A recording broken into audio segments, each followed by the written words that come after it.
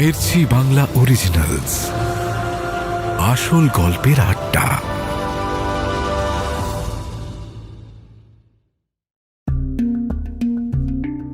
ঈশানরা রানাঘাট থেকে ফিরে এসেছে বেশ কদিন হয়ে গেছে।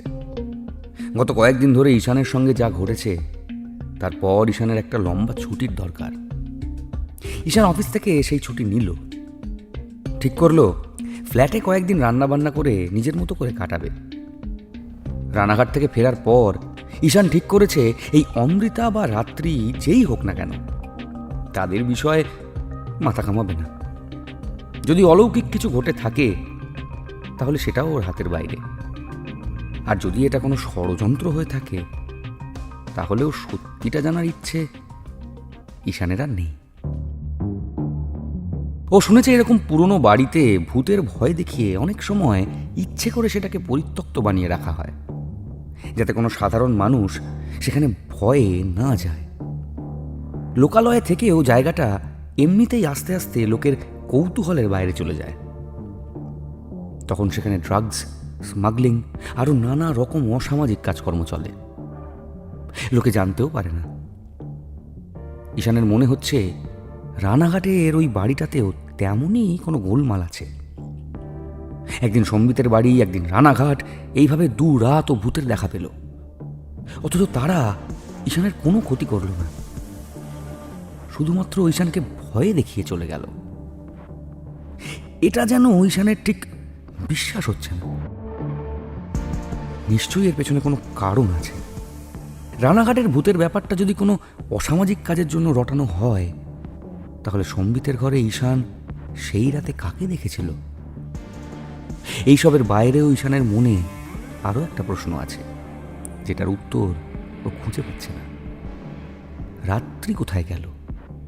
কোথা থেকেই বা রাত্রি ওর জীবনে এলোই যখন, তখন এইভাবে ওকে কিছু না বলে চলেই বা গেল কেন? রাত্রি তো ওকে প্রচণ্ড ভালোবাসত। ঈশান একদিন ফোন না ধরলে পাগল হয়ে যেত। ঈশান কখনো কখনো ফোন করতে ভুলে গেলেও রাত্রি নিয়মিত ফোন করত। তাহলে এই কদিন ধরে রাত্রি কেন ওর সঙ্গে যোগাযোগ করছে না? কিছু তো একটা ঘটেছে ওর সঙ্গে, সেটা লৌকিক না অলৌকিক এটাই শুধু ও বুঝতে পারছে না। ঈশান কড়া করে এক কাপ কফি বানিয়ে ব্যালকনিতে এসে দাঁড়ালো। কফির কাপে চুমুক দিয়ে ভাবল এই কদিনে ওর জীবনটা কতটা বদলে গেছে। এই ব্যালকনিতে দাঁড়িয়ে কত রাত ও রাত্রির সঙ্গে গল্প করে কাটিয়েছে। এই ফ্ল্যাটে সম্বিতের সঙ্গে কত আড্ডা মেরেছে। আজ ওর জীবনে সম্পর্কের সমীকরণগুলো সবই কেমন ঘেঁটে গেছে। ঈশান ওর ফোনটা খুলে রাত্রির অ্যাকাউন্টটা দেখল। অ্যাকাউন্টে তখনও রাত্রির ছবি ঝলঝল করছে, কিন্তু রাত্রি বিগত কয়েকদিন ধরেই অফলাইন। এই পুরো ঘটনাটার মধ্যে একমাত্র রাত্রির জন্যই ওর মন খারাপ লাগছে।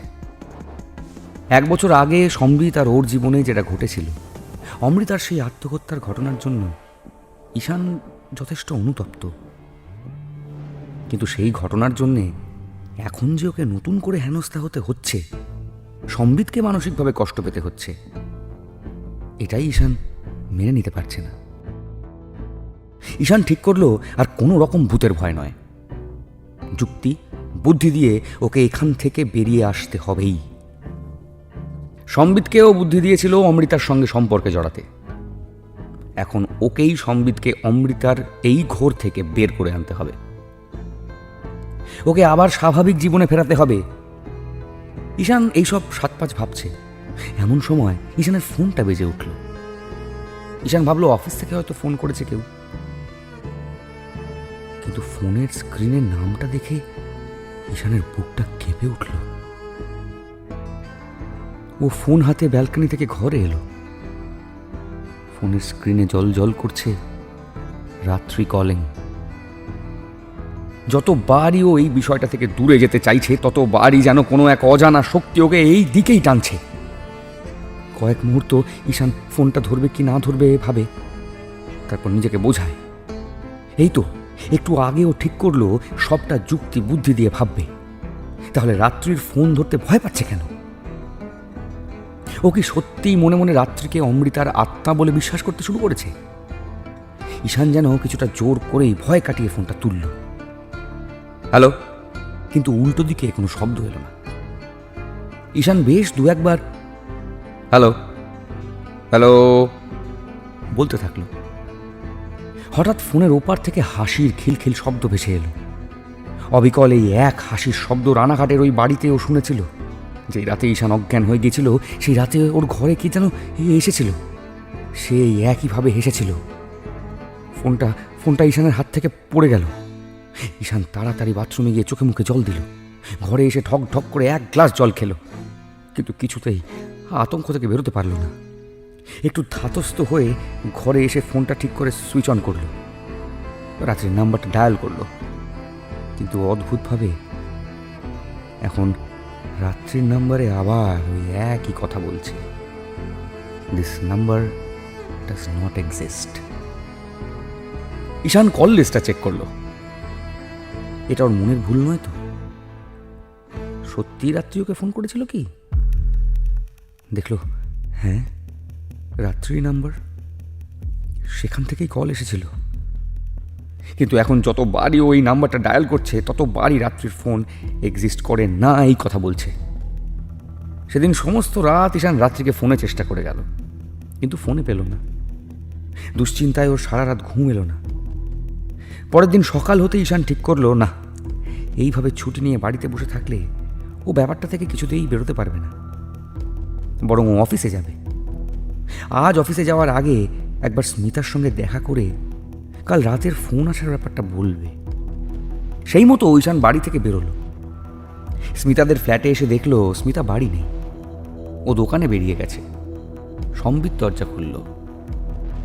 ঈশানকে দেখে খুব স্বাভাবিকভাবেই বলল, ও তুই, ভালো হয়েছে তুই এলি, তোকে ফোন করতে যাচ্ছিলাম। কেন, আবার আবার কি হয়েছে? তোর সঙ্গে কতগুলো দরকারি কথা আছে। ও হ্যাঁ, বল না। কথাগুলো আসলে স্মিতাকে নিয়ে। দেখ, আমি জানি ও এখন বড় হয়েছে, তবু তো বোনের দায়িত্ব আমার ওপরে। আমি তো দেশের বাড়ি থেকে বাবা মাকে কথা দিয়ে এসেছিলাম যে শহরে নিয়ে এসে ওর খেয়াল রাখবো। কেন জানি না এখনও আমার একটা কথাও শোনে না। ঈশান জানতে চাইল কি করেছে স্মিতা। সম্বিত বলল, কিছুদিন আগে ও সম্বিতকে কাজে যাচ্ছে বলে বাড়ি থেকে বেরোয়, তারপরে সারা রাত বাড়ি ফেরে না। সম্বিত চিন্তা করছিল। পাশের বাড়ির কোনো এক কাকিমাকে বলে গিয়েছিল রানাঘাটে যাবে কি একটা কাজে, ফিরতে ফিরতে রাত হবে, কিন্তু সেদিন রাতে আর বাড়িই ফেরেনি। সমস্ত রাত কোথায় ছিল সম্বিত কিচ্ছু জানে না। ওর বোনকে নিয়ে খুব দুশ্চিন্তা হচ্ছে। স্মিতা তো ঈশানেরও বোনের মতো। ঈশান যদি স্মিতার সঙ্গে একটু কথা বলে তাহলে ও হয়তো ঈশানকে সত্যিটা বলবে। ঈশানকে স্মিতা খুব রেসপেক্ট করে। ঈশান বুঝতে পারে ওদের রানাঘাটে যাওয়া এবং রানাঘাটের ঘটনার কিছুই সম্বিত জানে না, তাই স্মিতাকে ভুল বুঝছে। একবার ওর মনে হয় সম্বিতকে সবটা খোলাখুলি ও বলবে, কিন্তু আগের দিন সম্বিতের অমৃতার সঙ্গে কথা বলার ব্যাপারটা মনে পড়ে, আর ঈশান তারপর আর কিছু বলে না।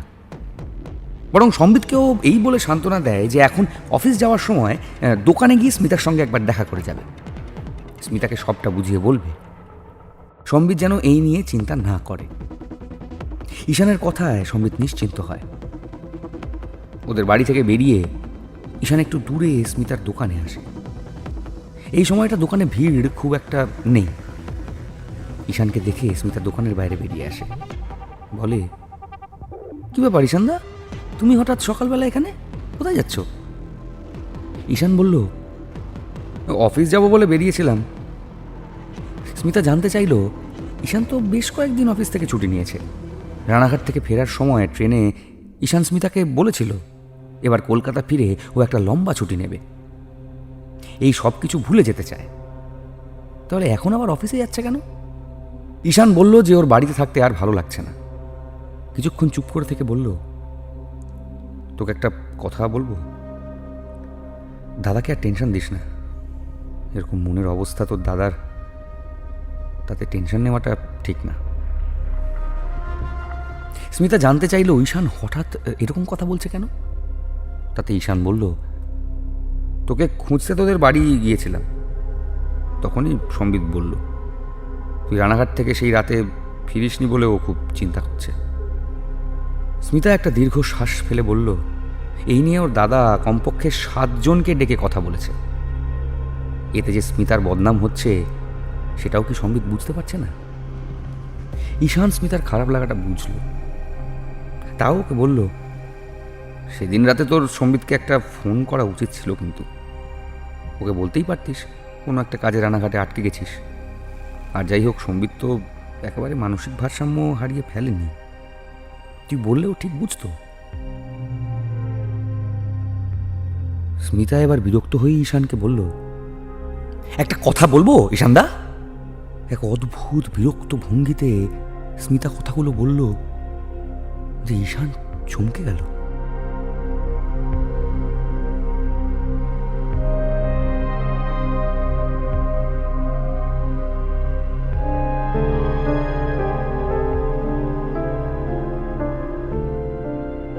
ঈশান একটু চুপ করে থেকে জানতে চাইল স্মিতা কি বলতে চায়। স্মিতা বলল, এক কাজ করি ঈশানদা, চলো দাদাকে গিয়ে একটা বড় রকম মেন্টাল শক দিই। ওকে জোর করে বোঝাই অমৃতা দি আর নেই, দাদাও আর সুস্থ নেই। সেই শখ থেকে বরং ও কিছু একটা করে ফেলুক, সব ঝামেলা মিটে যাক।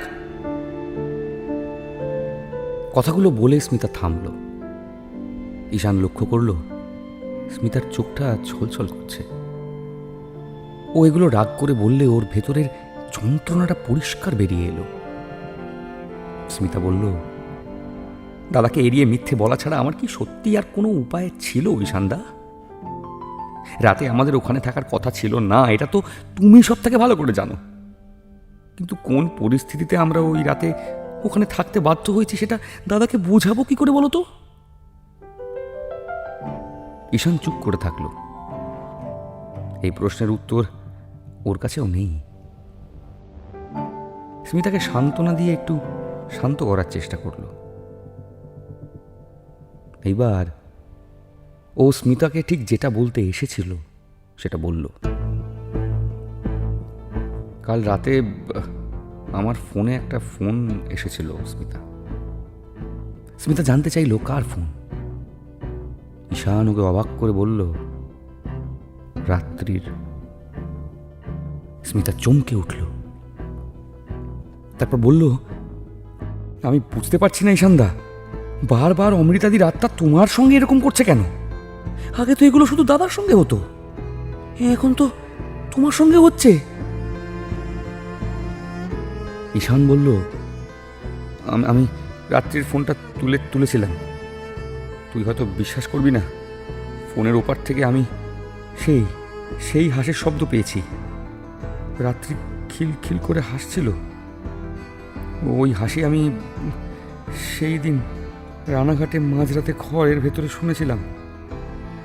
তুই বারবার জানতে চাইছিলি না রানাঘাটে সেদিন রাতে কি হয়েছিল? সেই রাতেও আমি রাত্রিকে আমার ঘরে ঢুকতে দেখেছি, ওর পায়ে নুপুর পড়া ছিল। স্মিতা বলল, আমি একটা কথা বুঝতে পারছি না, অমৃতাদি আর এই রাত্রি দুজনেই তো আধুনিক মেয়ে, তাহলে শাড়ি পরে নুপুর পরে তোমার ঘরে অশরীরী আত্মা হয়ে এলো কি করে? এসব পুরনো ভূতের গল্পে হয়, বাস্তবেও কি সম্ভব? ঈশান বলল যে অমৃতার কথাও বলতে পারবে না, কিন্তু রাত্রি নুপুর পড়তে ভালোবাসত। রাত্রি সব সময় পায়ে নুপুর পরে থাকত। ঈশান বলল, কাল রাতে ফোনটা রাত্রির ফোন থেকেই এসেছিল। ওর গলা হাসি চিনতে আমার ভুল হবে না। স্মিতা বলল, আমাকে আরেকবার রাত্রির নাম্বারটা দাও তো, আমি এখন আরেকবার ফোন করে দেখি। ঈশান বলল, তাতে কোনো লাভ নেই, কাল সারা রাত ও রাত্রির ফোনে চেষ্টা করেছে, নাম্বারটা এক্সিস্ট করে না বলছে বারবার, কিন্তু এইটুকু সময়ের জন্য ফোনটা অন হলেও তো সেটা জানা যাবে। স্মিতা বলল, ও একবার ওর ওই কল সেন্টারের কাজ করা বন্ধুকে জিজ্ঞেস করবে, ওদের কাছে নানা রকম সফটওয়্যার থাকে। 1 বছর ধরে বন্ধ হয়ে থাকা ফোন 1 মিনিটের জন্য চালু হলেও সেটা ঠিক ধরা পড়বে। স্মিতা ঈশানের কাছ থেকে রাত্রির নাম্বারটা নিয়ে ওর সেই বন্ধুকে ডায়াল করলো। ওর বন্ধু ওপাশ থেকে সবটা শুনে চেক করলো, করে বলল যে নাম্বারটা 1 বছরের মধ্যে 1 সেকেন্ডের জন্য ইউজ হয়নি। এটা শুনে ঈশান আরও থমকে গেল। যতই ও বিষয়টা থেকে বেরোনোর চেষ্টা করছে, ততই যেন এই বিষয়টার মধ্যেও আরও বেশি করে ঢুকে যাচ্ছে। অফিস যাবে বলে বাড়ি থেকে বেরিয়েছিল ঈশান, কিন্তু স্মিতার সঙ্গে কথা বলে, বিশেষ করে স্মিতার বন্ধুর কাছ থেকে যখন জানতে পারলো যে রাত্রির ফোনটা গত 1 বছরের মধ্যে সুইচ অন হয়নি, ঈশান আবার মানসিকভাবে ভেঙে পড়ল। ওর আর এখন অফিস যেতে ইচ্ছে করছে না, খুব খুব ক্লান্ত লাগছে। অনেক চেষ্টা করেও সত্যিটার কাছাকাছি পৌঁছানো যাচ্ছে না, কিন্তু ঘটনাগুলো একের পর এক ওর জীবনে ঘটেই চলেছে। চাইলেও এগুলো এড়িয়ে থাকা যাচ্ছে না। অফিস থেকে ছুটি নিয়ে বাড়িতেও থাকতে ইচ্ছে করছে না। এখানে দম আটকে আসে। আবার অফিসে গিয়ে যে কাজ করবে, সেখানে ওর মাথায় সারাক্ষণই এই রাত্রি আর অমৃতার কথাই ঘুরছে। ঈশান ফিরতি বাস ধরে বাড়ি ফিরে এলো। ফ্ল্যাটে আসতেই সিকিউরিটি ওকে দেখে ছুটে এলো। সিকিউরিটির থেকে ঈশান জানতে পারলো একটি মেয়ে ওকে খুঁজতে এসেছিল। ঈশান জানতে চাইলো মেয়েটির নাম ঠিকানা লিখে রেখেছে কিনা। সিকিউরিটি জানালো তার দরকার হয়নি, মেয়েটি ওর নাম্বার দিয়ে গেছে, কাছাকাছি থাকবে বলেছে। ঈশান ফিরলে সিকিউরিটিকে বলেছে ফোন করতে। সিকিউরিটি মেয়েটিকে ফোন করলো। ঈশান বলল, আমি ফ্ল্যাটে যাচ্ছি, সে এলে আমার ফ্ল্যাটে পাঠিয়ে দিও। ঈশান ফ্ল্যাটে গিয়ে চাবি দিয়ে দরজা খুলে রান্নাঘরে গেল। গতকালের সামান্য কিছু খাবার ফ্রিজে রয়ে গেছে। ঈশান সেগুলোই গরম করতে থাকে। কয়েকদিন ধরে ওর খাবারের রুচিও চলে গেছে, কিন্তু এভাবে তো জীবন কাটবে না। ওকে যেভাবেই হোক এসব থেকে বেরোতে হবে। এই পুরো পরিস্থিতি থেকে দরকার হলে স্মিতা আর সম্বিতের জীবন থেকেও কিছুদিনের জন্য ওকে দূরে চলে যেতে হবে। ঈশান ঠিক করলো ও কয়েকদিনের জন্য মুর্শিদাবাদ ঘুরে আসবে। অনেকদিন বাড়ি যাওয়া হয় না। এমন সময় দরজায় বেল বাজল। ঈশান গিয়ে দরজা খুলে আরো একবার আঁতকে উঠল। ঈশান দেখল সশরীরে দরজার বাইরে দাঁড়িয়ে আছে রাত্রি। ঈশান পাথরের মতন শক্ত হয়ে গেল। ও কি ফুল দেখছে? ও কিছু বলার আগেই রাত্রি ওর ঘরে ঢুকে এলো। স্বাভাবিকভাবে সোফার ওপর বসলো। ঈশান স্থির হয়ে তাকিয়ে আছে। রাত্রি ঈশানের দিকে হাতটা বাড়িয়ে দিয়ে বলল, কি হলো ঈশান? আমাকে দেখে তুমি খুশি হবে ভেবেছিলাম, এতদিন পর দেখা হলো, তুমি তো ভয় পেয়ে গেলে। ঈশান মনের জোর নিয়ে এক পা করে এগিয়ে রাত্রির হাতটা ধরল। হ্যাঁ, এ তো অবিকল মানুষের হাতের স্পর্শ। তার মানে রাত্রি মানুষ, কোনো অশরীরী আত্মা নয়। ওকে তো ঈশান স্পর্শ করতে পারছে। রাত্রি আবার ঈশানকে বলল, কি হলো? তুমি এরকম অবাক হয়ে তাকিয়ে আছো কেন? এবার ঈশান রেগে গেল। বলল, এ কথা আমায় জিজ্ঞেস করছো? কদিন ধরে তোমার কি হয়েছিল? ফোন বন্ধ, কোনোভাবে তোমার সঙ্গে যোগাযোগ করা যাচ্ছে না, কোথাও তোমাকে খুঁজে পাওয়া যাচ্ছে না। ফোন করছি, নাম্বার ডাজ নট এক্সিস্ট বলছে। রাত্রি নিজের ফোনটা দেখে বলল, তোমার কি মাথা খারাপ হয়েছে? আমি কতবার তোমাকে ফোন করেছি জানো? আমার ফোন তো দিব্যি চলছে, শুধু তোমাকেই ফোনে পাচ্ছিলাম না। ঈশান রাত্রির কথা বিশ্বাস করলো না। ও ওর ফোন থেকে সঙ্গে সঙ্গে রাত্রির নাম্বার ডায়াল করলো। দেখলো সত্যি রাত্রির ফোনে ফোন যাচ্ছে, রিং হচ্ছে। রাত্রি বলল, আমি তোমার ওপর রাগ করে ইচ্ছে করে কদিন তোমার সঙ্গে কন্ট্যাক্ট করিনি। আমি দেখার চেষ্টা করছিলাম যে আমি তোমাকে ফোন না করলে তুমি নিজে থেকে করো কি না। যখন দেখলাম করলে না, তখন আর থাকতে পারলাম না। ঈশানের ভয়টা এবার আস্তে আস্তে কেটে যাচ্ছে। ও রাত্রির পাশে এসে বসলো। হঠাৎ করে রাত্রিকে জড়িয়ে ধরে কাঁদতে শুরু করলো। রাত্রি বুঝতে পারছে না কি হয়েছে। ঈশান এবার রাত্রিকে ওর মুখোমুখি বসালো। রাত্রিকে শান্তভাবে জিজ্ঞেস করলো যে তার কোনো যমজ বোন আছে কিনা। রাত্রি এই প্রশ্নটাতে অবাক হয়ে গেল। বলল, ওর কোনো বোন নেই, ও বাবা মায়ের একটিই মেয়ে। কিন্তু ঈশান হঠাৎ এই প্রশ্ন করছে কেন? এবার ঈশান পুরো ব্যাপারটা খুলে বলতে শুরু করলো। তোমাকে সম্বিতের কথা বলেছিলাম, মনে আছে? হ্যাঁ, ওই যে যার বোনের নাম স্মিতা, তাই তো? হ্যাঁ। রাত্রি, তুমি বিশ্বাস করবে না, এই দুদিনে আমার জীবনের ওপর দিয়ে সাংঘাতিক ঝড় বয়ে গেছে। আমি তোমাকে পর্যন্ত ভুল বুঝতে শুরু করেছিলাম। আমি তো ভেবেছিলাম তোমার বোধহয় কোনো অস্তিত্বই নেই। বিশ্বাস করো, কয়েক মুহূর্তের জন্য আমিও ভেবেছিলাম তুমি হয়তো অমৃতা। রাত্রি জিজ্ঞেস করলো, কে অমৃতা? ঈশান নিশ্চিন্ত হলো, যাক রাত্রি তাহলে অমৃতাকে চেনে না। ঈশান বলে চলল, তোমাকে বলেছিলাম, মনে আছে? একটি মেয়ে সম্বিতের প্রেমে পাগল ছিল, সম্বিতের জন্য মেয়েটি সুইসাইড করেছিল।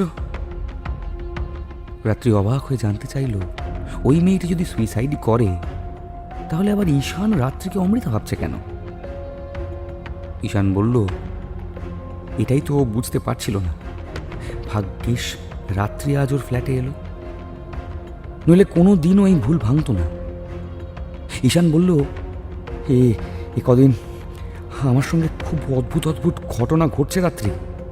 আমি তোমার দেওয়া ঠিকানায় তোমার বাড়িতে খোঁজ করতে গিয়েছিলাম, তুমি সেখানে ছিলে না, কিন্তু সমস্ত ঘটনা এইটাই ইঙ্গিত করছিল যে তুমিই অমৃতা। তোমার বাড়িতে গিয়ে দেখলাম যে সেই বাড়িতে এখন অন্য লোক ভাড়া থাকে। সবাই বলল এই বাড়িতে অমৃতা নামের যে মেয়েটি থাকতো সে আত্মহত্যা করেছে। আমি অমৃতাকে কোনোদিন দেখিনি, অমৃতার বাড়িতেও কোনোদিন যাইনি। তোমার দেওয়ার ঠিকানা কি করে যে অমৃতার ঠিকানা হয়ে গেল আমি সত্যি বুঝতে পারছিলাম না। রাত্রি বলল, ঈশান যখন ওর বাড়িতে গেলই তখন তো ওকে বলতে পারত, একদিন তো রাত্রি বাড়িতেই ছিল। ঈশান বলল, বললাম না, তোমার ফোনে ডাজ নট এক্সিস্ট বলছে। তুমি বিশ্বাস করবে না, আমি ফোনের সূত্র ধরে কল সেন্টার থেকে খোঁজ নেওয়ার চেষ্টা করেছিলাম। সেখানেও বারবার বলছে এই নাম্বারটা নাকি 1 বছর ধরে অ্যাক্টিভই নয়। 1 বছর আগে অমৃতা মারা গেছিল। আর যেটা সব থেকে বড় ব্যাপার, সব থেকে ভয়ঙ্কর, সেটা হলো, রাত্রি অবাক হয়ে তাকিয়ে রইল।